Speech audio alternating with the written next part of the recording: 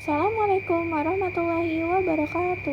Perkenalkan, nama saya Hilmi Hanisakina dari 10 DKV 2. Saya akan mempresentasikan tentang akulturasi kebudayaan Nusantara dan Hindu-Buddha.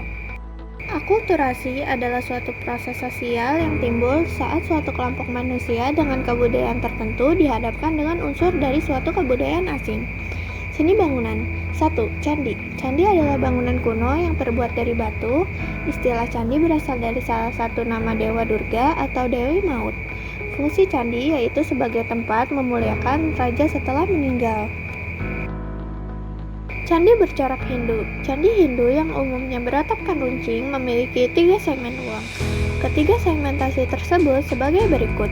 Burloka, yaitu kaki candi yang mewakili dunia manusia. Burwarloka, yaitu badan candi yang mewakili dunia untuk yang disucikan. Sarwaloka, yaitu atap candi yang mewakili dunia dewa-dewa. Berikut contoh candi yang bercorak Hindu di Indonesia. Kompleks Candi di Dieng. Candi di Dieng berdiri di dataran tinggi Dieng, Wonosobo, dibangun oleh Wangsa Sanjaya dari Mataram pada abad 8 hingga 9 Masehi. Candi-candi yang ada di kompleks ini bercorak Hindu dan merupakan tempat ziarah Raja-Raja Mataram. Candi bercorak Buddha. Candi Buddha juga membuat relief seperti pada dinding Candi Borobudur yang mengisahkan kehidupan Sang Buddha dan ajarannya. Jika dilihat dari fungsinya, Candi Buddha berfungsi sebagai sarana ritual atau memuliakan Buddha, menyimpan relief Buddhis atau biksu terkemuka atau keluarga kerajaan penganut Buddha, seperti Abu Jenazah atau sebagai tempat ziarah bagi para penganutnya. Tingkatan dalam bangunan candi bercorak Buddha di Indonesia terdiri atas berikut ini. Kama 1 atau buana hasrat, rupa 1 atau buana rupa, arupa 1 atau buana tanpa rupa. Indonesia mempunyai banyak candi bercorak Buddha. Berikut contoh candi bercorak Buddha di Indonesia. Candi Muara Takus.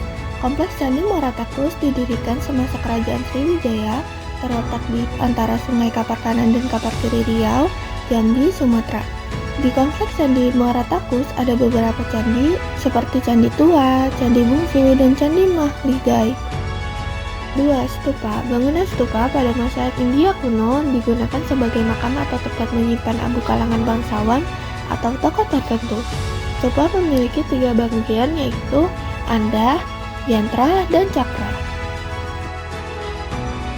Kepercayaan atau agama. Agama Hindu memperkenalkan konsep tentang dewa-dewa pada masyarakat Indonesia, demikian juga agama Buddha.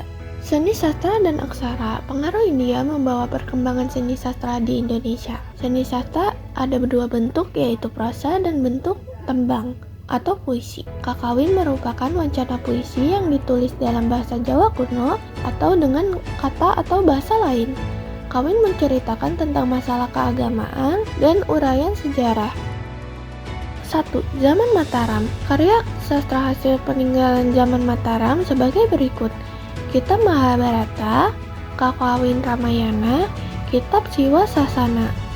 2. Zaman Kediri karya. Sastra yang muncul pada zaman Kediri umumnya berupa sastra tembang Jawa kuno yang disebut kakawin.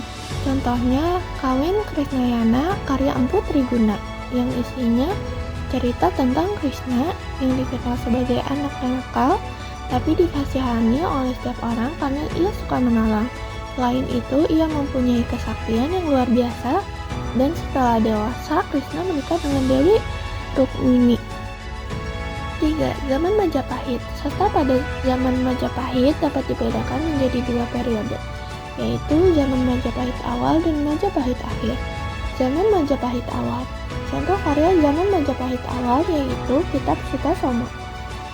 Zaman Majapahit akhir. Karya sastra Majapahit akhir ditulis dengan bahasa Jawa kuno, diantaranya ada tulisan dalam bentuk tembang atau kidung, dan ada pula bentuk gancaran atau prosa. Seni rupa dan ukir. Relief merupakan pahatan yang terdapat pada dinding candi. 1. Relief pada Candi Borobudur memiliki relief pada berikut ini. Cerita Karma Wibhangga, cerita Lalita Wistara, cerita Jata Kamala Awadana, cerita Borobudur, dan riwayat hidup Sang Buddha. 2. Relief pada Candi Prambanan. Pada Candi Prambanan terdapat relief cerita Ramayana di dinding Candi Siwa dan diteruskan pada pagar lengan Candi Brahma. Pada Candi Prambanan juga ada cerita Krishnayana pada dinding Candi Wisnu. Sementara itu, pada candi-candi lain terdapat relief berikut ini. Cerita Krishnayana, Parthayana, dan Kunjarakarna. Cerita Ramayana dan Krishnayana, cerita Arjuna Wiwaha, dan adegan Sri Tanjung dibunuh di Sidapaksa. Sistem pemerintahan pengaruh kebudayaan Hindu-Buddha di Indonesia mengubah sistem pemerintahan yang ada di Nusantara. Awalnya sistem pemerintahan bercara kesukuan dan kerakyatan menjadi monarki dan hierarki. Artinya pemimpin tertinggi pemerintahan adalah raja, di mana raja dipilih berdasarkan faktor keturunan dari dinasti yang berkuasa dan dikukuhkan oleh kasta Brahmana atau kasta yang paling disegani dalam masyarakat Hindu. Masuknya pengaruh kebudayaan Hindu-Buddha menyebabkan bentuk kerajaan yang berkembang di Indonesia. Kerajaan-kerajaan yang muncul dan dapat pengaruh Hindu-Buddha sebagai berikut. Kerajaan di Indonesia bercorak Hindu, seperti Kutai, Tarumanegara, Mataram Hindu, Kahuripan, dan Majapahit. Kerajaan yang bercorak Buddha seperti Kerajaan Holling, Melayu, Sriwijaya, dan Mataram. Sekian dari Hilmi Anissa Kina kelas 10 DKV 2. Terima kasih.